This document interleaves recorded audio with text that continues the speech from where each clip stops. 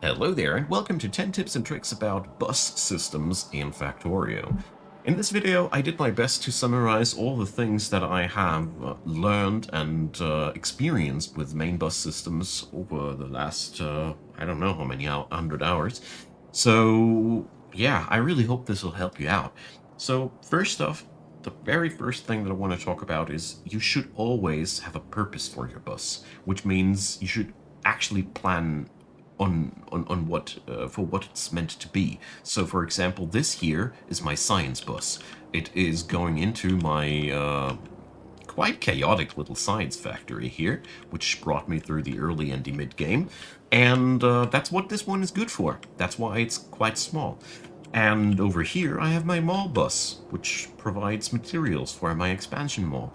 Whatever you do, you should have a purpose behind these, and that helps you thinking about what you want to put there and what you need and how much of it you need. And without a purpose, you can't plan anything. That won't get you anywhere. Therefore, very important first step. Number two, the next step, very important too, plan an end to your bus. Because, you could technically let a bus system roll through the land endlessly, but practically that is not really useful, and most of the time it's a waste of time and resource. So, for example, here, this bus ended at this point, as you see here, because I decided that with the purple science, this thing here is already strained out enough, and for the last package color, I'm going to go for a new system. Whatever you do, plan a clear end where the bus system has served its purpose, or leave an open end for something you know you will be doing, but don't go for, yeah, it's going down here. 2 miles down south, and I don't know why, but it's fun to build all those lanes. Sure, you can do that, but in the end of the day, if you never use it, it would be really time better spent elsewhere, and it ain't that much fun to build a bus, to me at least. Now, number three, I want to talk about off splits and belt balancers. Off splits are these wonderful little things. So when you want to take something off of your bus, you need this kind of contraption. So I'm going to show it here, how it works when you're building it. So you're going for a splitter, and then you weave your belt around like that. If you want to go on the other side, it'll look like this. This is also the reason why you always need at least 2 grids wide of a distance between those belts. Well, it's the easiest to do so. Personally, a big fan of 3 grids between every quadruple, but organize it to your own liking. Of course, the other way around, if you just want to go the other direction, would be that, but that's that. But if you want to take something off of this build now, you will need to first put this boy here underground, and then we can put this back here. So whatever you do, you'll be ending up doing a lot of these operations. So here you see it how it looks like on this end, but you have the freedom to pick up, and that's how it works. After picking up things, you will have a imbalanced distribution though. So here, for example, if we keep it like that, these 2 belts, all 4 of them were full with plastic, these 2 here would be less full than the others. This is where we need a belt balancing system. So I've put the link to this blueprint book into the description box right to next to point 3, so you can download it there if you want to, because for the love of God, I can't build these myself. So a belt balancer does simply take up all 4 inputs, weave them through the splitters, and put them back out.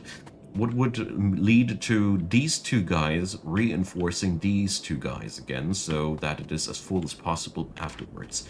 This is only important if your bus system goes longer and longer and has many of these off splits. Eventually you will have the problem then, if you have a multitude of builds, that you will have problems with fulfilling the needs of all parts of your factory. So these are the tools that you can use, and I wanted to include them because this blueprint book will save your day on bigger projects. So let's get over to number 4. I want to talk about the Megabus system. So the pros and cons to that. First of all, what is a Megabus? A Megabus would be something like this. 4 lanes of plastic, then 4 lanes of copper, 4 lanes of iron, 4 lanes of steel. These are megabus concepts. You will end up with a lot of space if you use that, but sometimes if you want to go for really crazy things, this is what you need. But you don't need it to complete the game. A setup like this one, with maybe 2 belts of copper, 2 belts of iron, or 2 red belts, 2 blue belts, or something like that, is really enough to get through the vanilla base game and all the things. Whatever you do, you don't need to go for a huge megabus concept. This one here, I only did this to illustrate how the techniques work. But in my personal reality, I would be putting down here 2 lanes of iron and 2 lanes of copper, for example. This is realistic. You don't need to go for a huge megabus concept. These are really only necessary if you want to produce way too much science per minute or something like that. Crazy post-game goals do require megabus concepts, but even these can be fulfilled and completed differently, just as a side note. Don't want to lose too much time about that topic, but I want to lose a few words about the megabus. Number 5, I want to talk about things which are worth the bus and are not worth the bus. As you see here, I have a fine selection of goods which I deem worthy to be shipped around. Copper and iron plates are very fundamental things.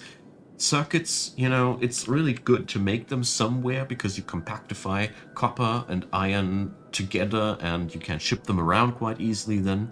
Bricks are quite important at some points as well, and steel, well, steel is just iron baked with iron, and it's one of the things that is always worth being shipped around. Not worth being shipped around are basically all the things that make something bigger. The best example here is the copper cable. You make 2 copper cables out of 1 copper plate. Putting these on a bus, you basically need double the amount of space if you would instead ship the copper plates around. That's just what it is. So basically everything like these goods, you make them either on site, you craft them on stuff like that, or you go for things like I did it here. Where is it here? For example, I have the iron sticks right next to the rails. I make here pipes and iron gear wheels to ship them through part of my mall, because it can be useful to have them on a build, but you don't need to ship them miles and miles around. The rule of thumb is every intermediate, which is just a straight conversion of one material to the next, is just not worth being bussed around because you can make it on site that easily. Iron sticks are also the copper cables of the iron scene, and while iron gear wheels are sort of compactified iron plates, they're just not really worth it because, like I said, the recipe is so freaking easy. You're not saving anything. But low density structures, engines, whatever you could imagine which compactifies materials qualifies to be shipped around as long as you have a good purpose for it. If you don't know what you need, what you're doing it for, really, you don't need it to. So, which brings me directly to number 6, the companions of the bus. So, things that go really well alongside with a bus. Electricity lines in the center like this. Also, what I personally really love are rail systems. So you can make a rail run alongside of your bus quite decently, giving you access to wide parts of your base. I really, really like that. And last but not least, there's also the ability to let fluids ride along your bus. Just mind you, the more clutter you put up, the more difficult it will be to belt weave things. But fluid is in so far a very grateful recipient, as you see here. Between 2 of these, we have so much room for doing whatever we want to do that these are really nice companions to your bus. So basically, you can weave these together to serve 2 purposes. For one, you have everything here neatly packed together and they sort of work together already well, but it also makes it super easy for you to build towards something or away from something, and stuff is nicely organized. I really like that. It's way better than having your fluid distributors all over the place and always needing to look for where are those little blue dotty things. All right. Number 7, leave room for expansion. This is really important. So what I mean with that, this is, for example, no coincidence that my entire mall is aligned to the left, because this leads me to the ability that whatever I think I might be needing, I can be added to the right. And it's the same thing here.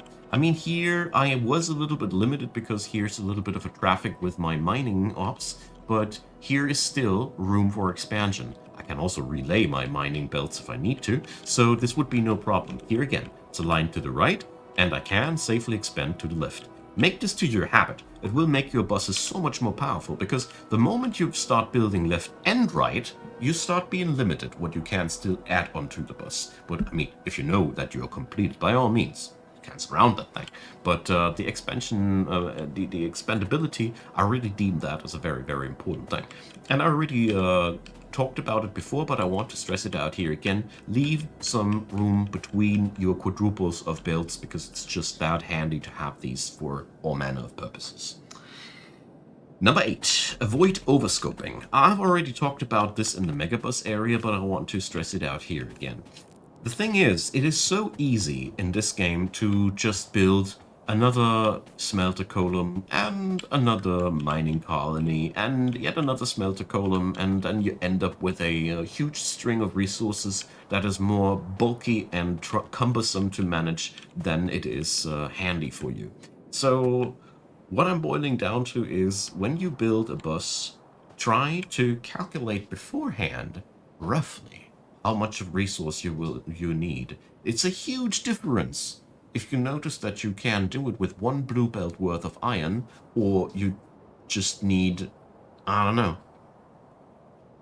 one red belt of copper. If you then provide like 2 or 3 blue belts of something, you do so much work for no big purpose. And I personally am always trying to keep things as large as necessary, because that saves up time and gives you the opportunity to progress and have fun with the game in new corners.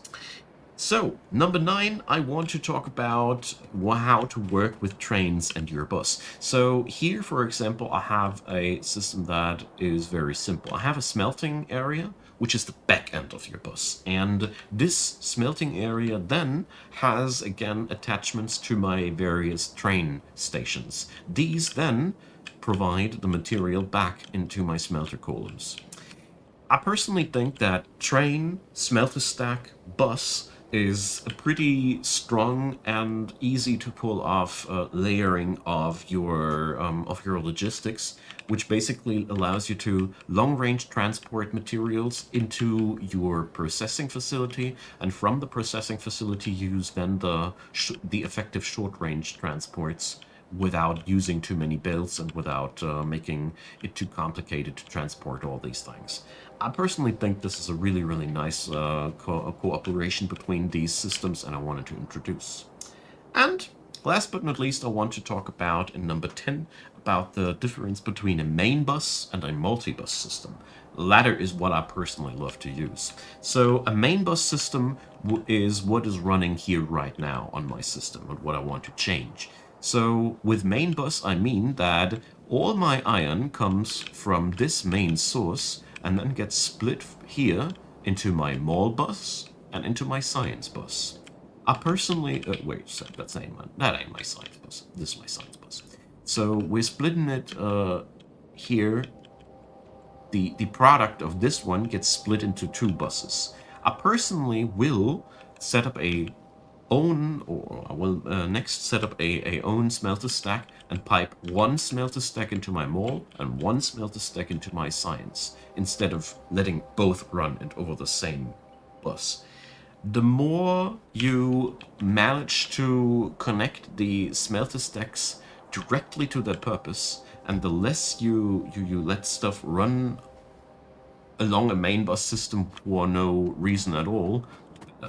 So basically, the ideal system for me personally using buses is to conceptualize small systems that utilize the material that we put in the given means that we need, and we don't overprovide too much. The latter is the crux. Sometimes you just end up needing to expand because you just thought you'd need less. Sometimes you just overscope because it ends up your plans end up being larger than your needs. It's pretty normal. Don't take it too wild if it happens. But the bottom line here is, I personally think piping everything through one main bus is a possibility, but certainly not the most effective way of dealing with things. The most effective way of dealing with things is always, in my humble opinion, taking as much as necessary and as little as possible of any tool. And that is where you have the optimal efficiency, and that is where you will go crazy trying to achieve that. Or at least I do. So don't hound yourself when things don't go instantaneously as you want them. Always keep one thing in mind, and that's the hidden 11th tip here. There is no bad machine except for the machine that doesn't fulfill its job. If it's doing what you want it to do, it's, for all things, a good machine. A good machine can always be made better, but, you know, if it's doing its job, don't hate on it, only because you already see how you could do it better. That's something I still work on myself someday. Anyways, so I hope this video helped you out with conceptualizing your bus systems. I know it's a little bit abstract and everything, but I really did my best to transport what I've learned about these.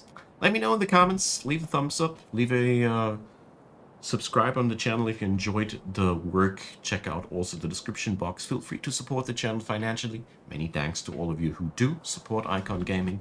Deeply appreciate you folks. And many thanks for watching this video as well. The factory must grow. I hope this helped you out, and see you all next time.